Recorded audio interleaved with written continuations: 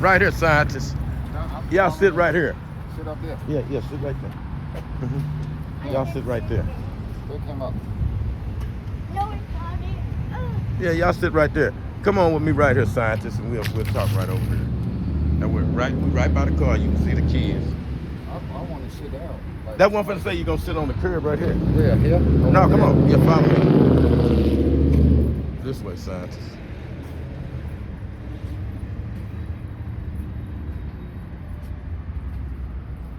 The curb right there. Come on a little further. There you Right go. there. All Okay, right. boom. Now go.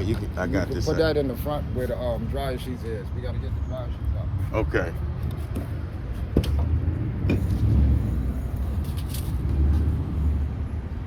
Let them know I'm sitting right here. Okay. Hey, y'all daddy scientists are sitting right there, okay? Hey, scientists. What's up, my G? I'm doing good. How y'all doing today? This is David with USA Home. And today I have with me my friend Scientist. And Scientist and his children, we're washing today. And Scientist would like to talk to us about his story. Scientist is legally blind. And Scientist is raising 3 children. And today I'm helping Scientist and his children wash their clothes. And Scientist would like to talk to us about his story and the struggles that he has to go through. Scientist, how you doing today? All is well considering the struggle, you know what I mean? Regardless of the struggle, when it seemed like doors be closing in your face, you still got to try to push forward, especially when you have your next generation to focus on. You know, it's kind of different for people who are without their children, you know what I mean? And I understand that, you know, when you're solo, you can make different decisions. But when you got 3 responsibilities that you chose to make, you got to man up, regardless of what the situation is. It's just hard because family ain't family. And then the family that is family, they already going through too, because we understand what's going on in society.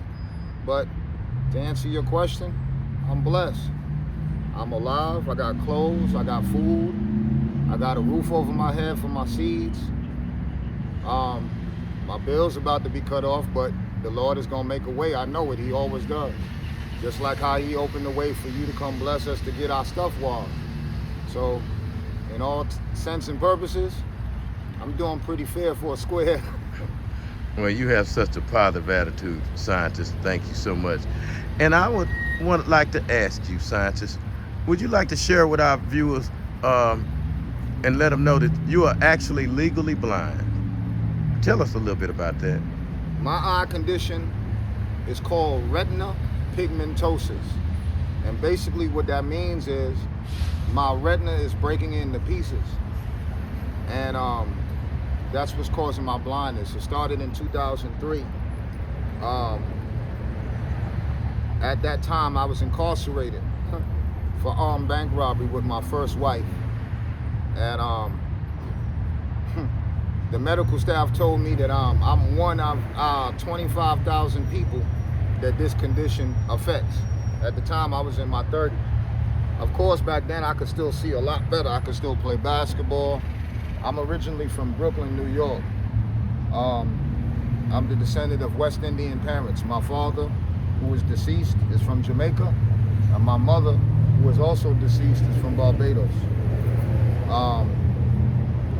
I've been engaged twice, married twice, and divorced. I have 3 beautiful older children. My oldest daughter, Diamond, who's in Charlotte, North Carolina, and she's trying to get me out of this trap situation. I'm in Fort Worth, Texas right now, and I'm trying to get to where my daughter is so she can kind of help me with my children, with her brothers and sisters. She's my oldest at 30. And then I got a beautiful son underneath her, who's 28, and he lives in Iowa. He works with mental health. And then I got another son that's in Rome, New York, who's 26. My 2 boys, oldest, they're from my first wife, and then my daughter, who's helping me, Diamond, she's from my first engagement. So you have a pretty big support group, Scientist. No. My son in Iowa, he won't send me a dime to help me. He loved me, you know what I mean? But I was incarcerated for their upbringing. So at the time, with my first wife, when we did the bank robbery,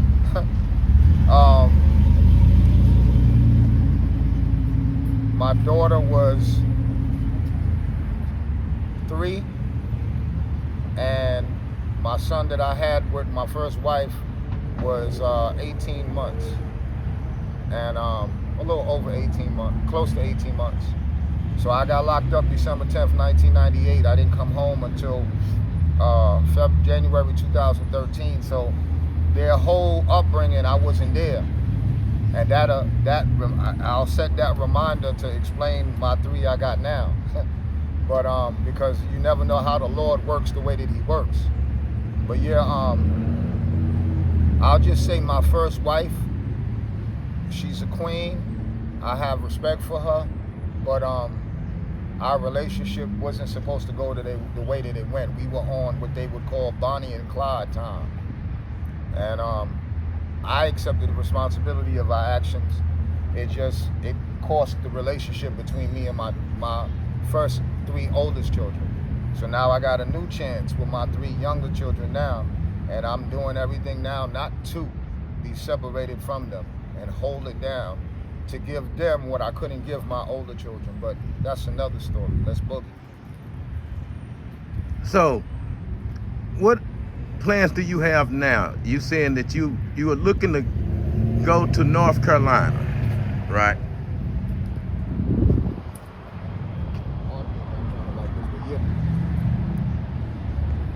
Now, what were you saying, scientists? Yeah, my intention is to hopefully get to North Carolina, because that seems like that's the one door that's opening up for me and my children. Because here in Texas, they don't have, we don't have no family. You know, like I said, my mother and father's deceased. My brothers and sisters, we're estranged. We've been like that the majority of my life. So, you know, being a New Yorker, it doesn't matter where you are. It's a matter of your get up and go. And my only get up and go that's deterring me from really succeeding is my sight. Texas doesn't offer the programs that I can use to help me in my situation. And as far as the medical treatment, well, that's not approved in America. Like, I could do stem cell surgery and have my sight restored. But federally and locally, state-wise, they don't approve that kind of surgery. So me, I'm trying to look towards the natural things to see what I can do, because I've been hearing things through YouTube and TikTok that there's stuff that I can use. It's just I can't afford to do it because my income is based on my SSI. And because I never had a work history, I can't get SSDI. I've never held a job down no longer than 2 years. So because I don't have no work history, I kind of lived how I lived. You know, not making excuses, it's just the choices I made, you know. I have to deal with what I gotta deal with. And my SSI, by the time I pay all my light, my water, my gas, my phone, my internet, so I can homeschool my children, I barely have anything else left, because then I gotta pay to try to do laundry, I gotta pay to try to get soap, washing powder, cleaning supplies, whatever, you know what I mean, trash bags. And then buy food if I'm out of something. Like, I got food stamps, but right now the food stamps is cut off, so I'm not even focusing. I got food at home, you know what I mean, that I can prepare for them. But as far as like if I want it, which I don't feed them McDonald's, but if I want to go McDonald's, I gotta pay for that. And you know, I handle it. People help me. You know, sometimes there's strangers come and be like, yo, buy your children something. And I know that be nothing but the Lord. So, you know, I'm not making excuses for my situation. I just, you know, I just want people who aren't trying to get over on me and not trying to take my children away from me because I'm legally blind. You know what I mean? It would have been even more serious if I was still home, if we were still homeless. But thank the Lord we're not homeless no more, you know what I mean? But my son Mazan's birthday was just October 29th, and I couldn't even buy him nothing for his birthday. Internally, it crushed me. As a New Yorker, it's like, damn, son, you mean to tell me you can't try to wiggle anything? And I'm like, all I could do is trust the Most High, because he's the one that's been holding me. He's the one that's been opening the way. So like I said, if I can get to North Carolina, my daughter can help me. I have her in my corner. I have my grandbabies in my corner. And whoever else, you know, that potentially may see me now with what you're doing for me, Brother Dave. Hey, y'all, your daddy said, do y'all want to come sit over there with him and talk? Come on. Y'all come on over there and sit with y'all daddy. These are Scientist's beautiful children that he's taking care of.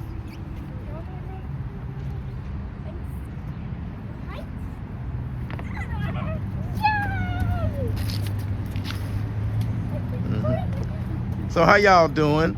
Come on, y'all sit down, because we're going to be on camera. Well, how y'all doing today? And what's your names? Asia, you start first. My name is Asia. How you doing? And what's your name? I'm doing good. That's great. Go ahead, Mazan. My name is Basan. How you doing, Mazan? I'm doing great. That's awesome. And how you doing, young man? Tell them your name. I'm Adonis. How you doing, Adonis? I'm doing great. Wow. You have a very, very beautiful family, Scientist. Glory be to the Lord. And like I was explaining to you previously, I have 3 older. And When- look at that truck. When she came to me, she was 3, the same year age that my oldest was when I made the choice that I did with my first wife that took me away. At the time when she was 3, my second wife was pregnant with him. This one here, he was born in 2016. This one here was born COVID year, January 17th, 2020. And like I said, I homeschooled them, you know what I mean? They know how to read, write, count better than most people in their 20s. I'm even teaching them how to write in cursive script, because this generation doesn't even know how to write in cursive, let alone read it. You know what about this? I learned my science. Yeah, So- he's saying he did his assignments. Oh, that's great. Well, you have a very, very good-looking family, Scientist. So tell us about how they help you out from day to day, because, you know, you told us that you're legally blind. So I know they are really a big help to you. So tell us a little bit about that. Oh, they're my everything. They're my eyes. I've taught them how to, when we walk in the street, stop doing that. When we're walking in the street, look around you, pay attention to everything, the cars, the people. Look and see if you see dogs coming. They don't just look in our immediate area, they know to look all the way ahead, all the way behind. So they're forever using their eyes and using their senses for me, and then telling me what they see, and I see through them. That looks like the real. That is that. They'll tell you who helps me with my phone, Me. and who reads my text messages, who reads my emails, who helps me find the stuff on YouTube and TikTok. If I get mail, who reads the mail? When we go to cook something, Asia, how do y'all help me cook? Y'all come in the kitchen, I put the stuff on the stove. Like if I'm cooking spaghetti, my daughter, because she's the tallest, he can do it too. I just got to hold it down to him. But because she's the tallest, she can see the meat. So she can let me know that all the red is out the meat. There's no more pink or red in it. So I know the meat is ready. And me, in my brain, using my phone too, sometimes trying to use the timer, I time it. Okay, Google, set timer at 8 minutes, because noodles is 8 to 11 minutes. So I put the pot on, break the noodles, put the noodles in, set the time for 11 minutes. Boom, timer go off. She cuts the timer off. I take the noodles off, and she makes sure that nothing's in my way. I go from the stove to the sink, hold the strainer, strain it. Because I can cook, I just can't see to do it, but their eyes are my eyes. Just like when I make eggs. When I cook, Adonis, sit down. But I know. Just sit down. Don't touch no water or nothing dirty. So when I cook eggs, she lets me know when it's ready to flip. Because if I flip it too early, it's gonna miss, make a big mess, you know what I mean? They help me clean the house. As far as their mother, same thing with my first wife. She's a beautiful woman. She's a woman of the Lord. It's just we were not destined to be together. So if anybody is peculiarly interested in why their mother's not here, well, it's according to God's divine plan. I'm not her destiny. What her purpose was to bless me with these three so I could have another chance of what I requested to the Lord previously with my first three. Because I missed the opportunity, because I missed the opportunity with my first three to raise them the way that I would have raised them. I would have homeschooled them the same way. It's just I would have been able to see. I'm going to train all of them in martial arts. I know martial arts. But before I get that, I got to let them enjoy being children. You know what I'm saying? I protect them. They don't have other children, friends like that. Because when we go out in public, they see how children are. And some of it is behind the vaccinations. Some of it is just behind the way this world is, period. Where scripture says the son will be against the father, or son will be against the mother, the daughter will be against the father, and brother against brother. I'm seeing that manifest. People don't care no more. Sometimes we're out and we're about, we have our sign up. Anything helps. I'm not asking for money. I say anything helps. Somebody can come and help us buy soap. Somebody can come help us get clothes, whatever. Whatever they do, for me, it's appreciated because every little bit helps. You know what I mean? But at the same time, I'm not saying, hey, excuse me, can I get $1? I don't do that. We sit where we sit at, play. I have a speaker box, and we play our music, and I teach them about old school hip hop, old school R&B, because music now ain't teaching them nothing. It ain't teaching them about loving nobody. It ain't teaching them about taking care of each other. So they listen to old school music, so they learn from that as well as from what they see their daddy do and not do. You know what I mean? Do I have flaws? Yeah. We all got flaws, but them flaws ain't negating me taking care of these three. Scientist, I know earlier you was telling me a little bit about you're a very, very spiritual man, and you was telling me your thoughts of the future and what is happening. And it was very, very interesting. And I would wonder, would you like to share a little of those thoughts with my viewers? I'll give you a quick summary. 26 years, I'm over 50. I know I probably don't look like it. People tell me that all the time. They ID me when I buy cigarettes, and I love it. But 26 years of my life, I was Muslim. Not a Farrakhan follower like in the Nation of Islam, but a real Muslim. 5 prayers a day, salah. I followed the Sunnah of the Prophet, all of that. And after 26 years of that faith, something led me home to Christ, which I don't really like to even call him Christ or Jesus, but just for lack of a thing, Jesus Christ led me home. And which I've known through my studies, because I learned Arabic, that his name is not Jesus, it's Yeshua, Emmanuel Yeshua. And the Father's name is Yahweh, Elohim, because it's Hebrew. You can't take a Hebrew word and then turn it into another word, another name, because that's not the name. Just like my name is Scientist. You can't call me Professor because that's not my name. I'm not going to answer you. Call me New York, I might, but it's the same thing. Like your brother Dave, I'm not going to call you George. So why would we call Jesus out of his name or Yahweh out of his name? But that's another subject. But the Lord called me home. 26 years of practicing Muslim, going to Juma, studying the Hadith to become a Muhaddith, which is the Arabic for a person who knows the Hadith and the traditions of Prophet Muhammad. But what's going on is revelation. Scripture is being fulfilled right before our eyes. And part of it, the phone helps with it. Stop going over there messing with that and come over here. Part of it is the way the phone is designed. It's got everybody looking down at the phone. Everything that you want is in your hand. And everything that you need to be paying attention on to in front of you, above you, behind you, you're not looking at. And that's why they're go ahead and doing the things they're doing, like spraying stuff in the sky. People don't even pay attention that planes be flying all the time with the propellers, the crop dusting planes. But you think they spraying the chemtrails, the stuff that affects the weather. But they'll tell you it's because of the car exhaust and the bus and all of that. No, they're part of the same equation that's affecting what they call global warming. Global warming is a big scam that's designed to generate a certain amount of millions of dollars that's going in somebody's pocket. But that's the politics. I don't want to get into the politics because 1 + 1 is 2 and 2 + 2 is 4. And the same way I can tell you that, my 9-year-old could tell you this. What has 36 zeros? Undecillion. Undecillion.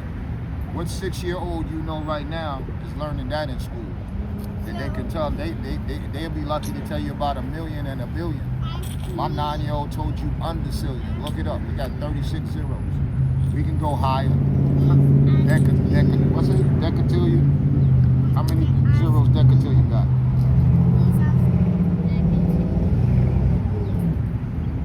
Think about it. Nanotillion, octatillion.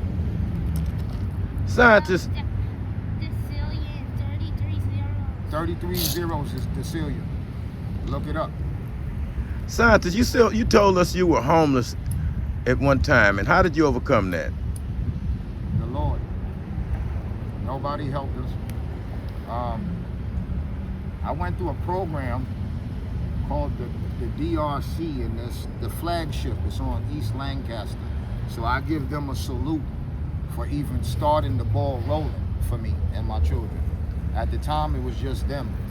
But yeah, they started the ball rolling, and I ended up getting on what's called the emergency housing voucher. Shout out to Trump, because Trump did that when in his first term. The emergency housing voucher was a federal voucher to help people like me in this situation. And that's what started the ball rolling. Now, once Biden came in, they stopped that and just transferred it from emergency housing to basically Section 8. So I'm kind of on Section 8, but that's not what the program was originally. But yeah, that shout out again to the flagship, because they helped get the ball rolling. You know what I mean? And the Lord opened the way from there. Scientists, before you got into any of your troubles and run-ins with the law, what did you do for a living? Oh, you're gonna love it.